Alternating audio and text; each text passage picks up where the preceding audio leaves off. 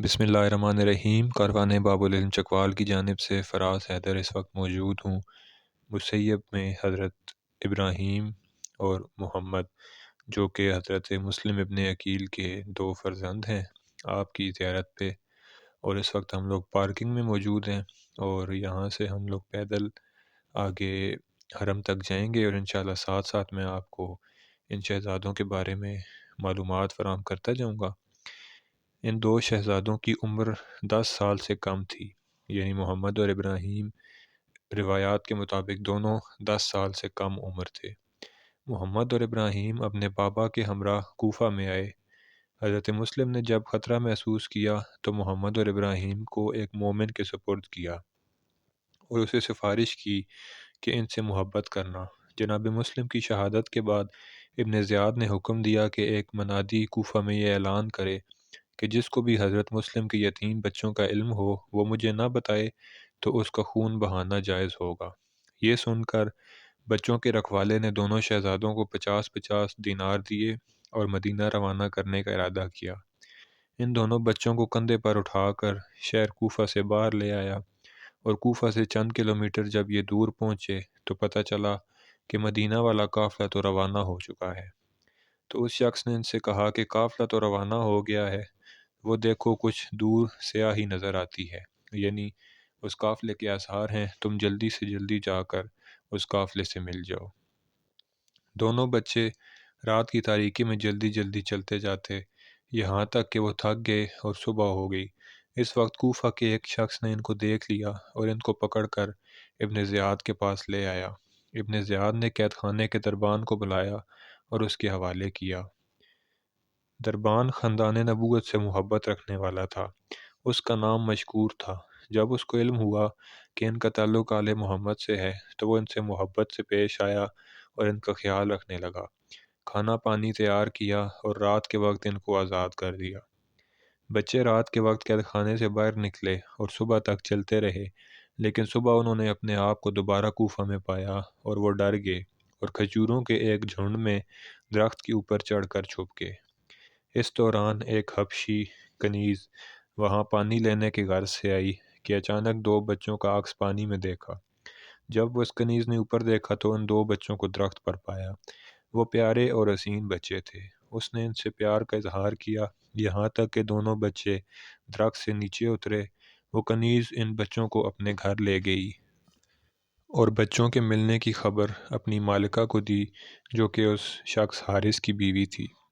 جب اس عورت نے ان بچوں کو دیکھا تو اپنی گود میں لیا، ان سے پیار کیا اور کہنے لگی، میرے عزیزو، تم کون ہو؟ انہوں نے کہا کہ ہم حضرت محمد صلی اللہ علیہ وآلہ وسلم کی اطرت سے ہیں، مسلم کے فرزند ہیں۔ اور پہلے تو وہ ان بچوں کا کم احترام کر رہی تھی، لیکن جب یہ پتہ چلا کہ خاندان نبوت سے ہیں تو ان بچوں کا اور زیادہ احترام کرنے لگی۔ اس مومنہ نے کنیز سے کہا کہ میرے شوہر کو ان بچوں کے بارے میں مت بتانا، کیونکہ وہ جانتی تھی کہ اس کا شوہر ایک فاسق اور درندہ شخص ہے۔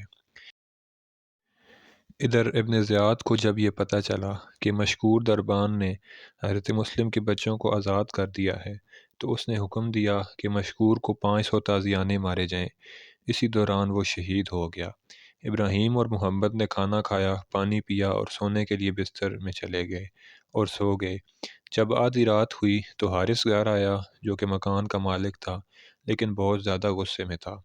اس کی بیوی نے اس سے غصے کی وجہ دریافت کی تو کہنے لگا کہ میں ابن زیاد کے قصر کے قریب تھا کہ میں نے منادی کو ندا دیتے ہوئے یہ سنا کہ مشکور نے بچوں کو آزاد کر دیا ہے، اور جو بھی ان کو تلاش کر کے میرے پاس لائے گا میں اسے ایک ایسا انعام دوں گا جو ہمیشہ اس کی ضروریات کو پورا کرے گا۔ اس کی بیوی نے کہا، وائے ہو تجھ پر، اے مرد، خدا سے ڈرو۔ حارث نے کھانا کھایا، بستر پر جا کر سو گیا۔ ابراہیم اور محمد ایک علیحدہ کمرے میں سوئے ہوئے تھے کہ اچانک محمد، جو بڑے بھائی تھے، بیدار ہوئے اور اپنے بھائی ابراہیم سے کہا کہ میں نے خواب میں اپنے جد امجد پیغمبر صلی اللہ علیہ وآلہ وسلم، اپنے نانا علی المرتضیٰ، اپنی نانی فاطمہ الزہرا سلام اللہ علیہا کو اپنے ماموں حسن و حسین کے ساتھ ایک جگہ بہشت میں دیکھا، اور ہمارے والد یعنی حضرت مسلم ابن عقیل بھی وہاں موجود تھے۔ ابراہیم نے کہا کہ میں نے بھی یہی خواب دیکھا ہے۔ دونوں معصوم بچوں نے اپنے بازو ایک دوسرے کی گردن میں ڈال دیے اور ایک دوسرے کی خوشبو سونگھنے لگے۔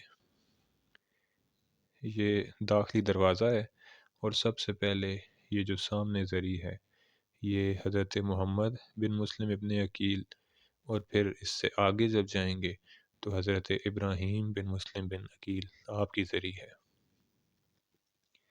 جب ان دونوں کی گفتگو کو حارث نے سنا تو اسی وقت اٹھا اور چراغ اپنے ہاتھ میں لیا اور کمروں میں تلاش کرنے لگا، یہاں تک کہ محمد اور ابراہیم کے قریب پہنچا اور دیکھا کہ دونوں ایک دوسرے کے گلے میں ہاتھ ڈالے ہوئے ہیں۔ اس نے کہا کہ تم کون ہو اور یہاں کیا کر رہے ہو؟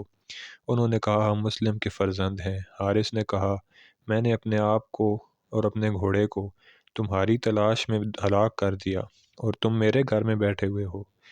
اس وقت ان بچوں کو مارا اور دونوں کے کندھوں پر ایک دوسرے کے ساتھ باندھ دیا اور ان کو کمرے میں ایک گوشہ میں رکھ دیا۔ اس کے بعد حارث کی بیوی آئی اور شوہر کے پاؤں چومتی تھی اور کہتی تھی کہ ان بچوں کو تکلیف نہ دو، اور کہا اے میرے شوہر، یہ دونوں یتیم بچے ہیں اور تمہارے پیغمبر کے رشتہ دار ہیں، ہمارے مہمان ہیں، ان سے ہاتھ اٹھا لو۔ لیکن اس بے رحم ظالم نے اپنی بیوی کی منت کی کوئی پرواہ نہ کی۔ صبح کو اپنی تلوار اٹھائی اور اپنے غلام کو ساتھ لے کر ان دونوں کو فرات کے کنارے لے جانے لگا، یہاں تک کہ حارث کی بیوی روتی ہوئی اس کے پیچھے دوڑی۔ جب وہ قریب پہنچ جاتی تو یہ ظالم اسے تلوار کے ذریعے واپس کر دیتا۔ فرات پر پہنچ کر حارث نے اپنی تلوار غلام کو دی اور کہا کہ ان دونوں بچوں کا سر تن سے جدا کرو۔ غلام نے اس کی بات نہ مانی تو حارث نے اسے اپنے ہاتھ سے شہید کر دیا۔ پھر حارث نے تلوار اپنے بیٹے کو دی اور کہا کہ ان کی گردن کاٹ دو۔ بیٹے نے کہا معاذ اللہ، میں یہ کام سر انجام نہیں دوں گا۔ تو ان دو بچوں نے کیا گناہ کیا ہے؟ آپ ان کو کیوں مارتے ہو؟ ان کو زندہ ابن زیاد کے پاس لے جاؤ۔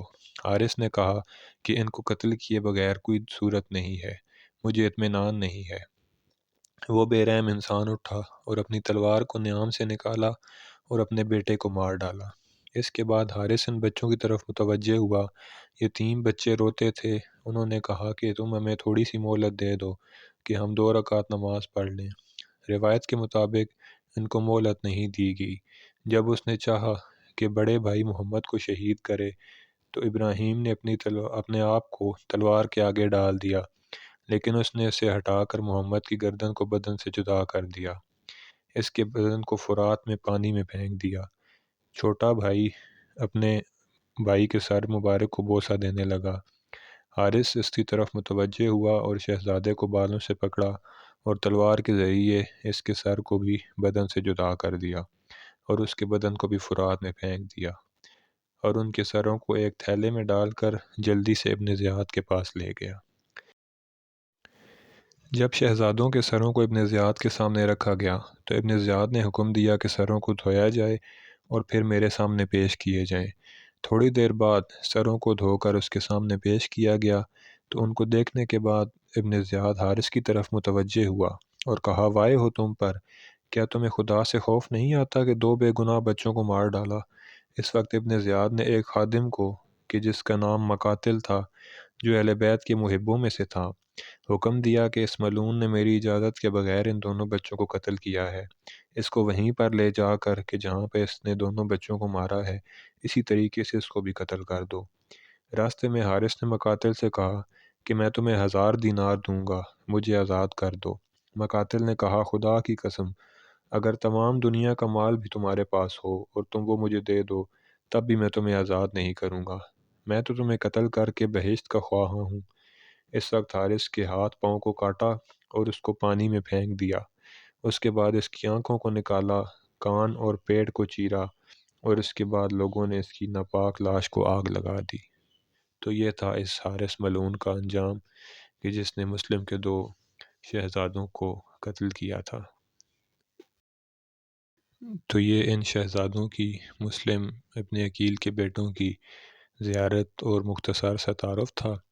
اللہ تعالیٰ تمام مومنین کو ان کی زیارت نصیب فرمائے۔ اور قیامت کے دن ہم سب کو ان کی شفاعت نصیب فرمائے۔ انشاءاللہ اگلی ویڈیو میں حضرت عون بن عبداللہ جو کہ حضرت زینب کبریٰ سلام اللہ علیہا کے بیٹے ہیں، آپ کی زیارت کے ساتھ آپ کی خدمت میں حاضر ہوں گا۔ والسلام علیکم ورحمۃ اللہ وبرکاتہ۔